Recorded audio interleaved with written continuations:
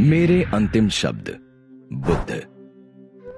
आप मानो न मानो, मैं बुद्ध बोल रहा हूं। मुझे अच्छी तरह याद है, मेरी तबीयत बुरी तरह बिगड़ गई थी। मुझे समझ आ ही गया था कि वो मेरी अंतिम सांसें चल रही हैं। उस समय 25 वर्षों से मेरे साथ रह रहा मेरा शिष्य आनंद भी मेरे साथ था। निश्चित ही मेरी ये हालत देख वो बहुत दुखी हो गया था।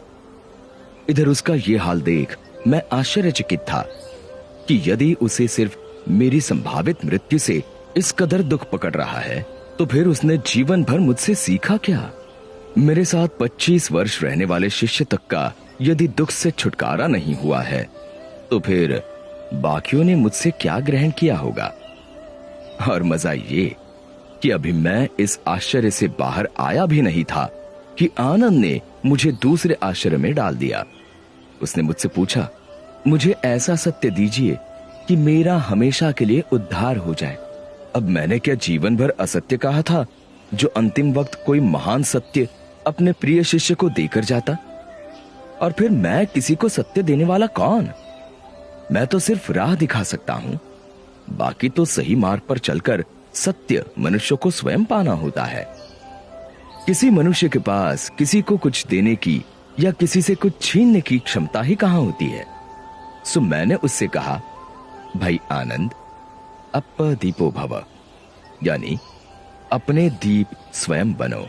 अब जब मैं साक्षात था, तब भी मेरे अंतिम शब्द यही थे, और आज 2500 वर्ष बाद भी मैं आपसे यही कह रहा हूं कि अप्पदीपो भव, यानी अपने दिए स्वयं बनो।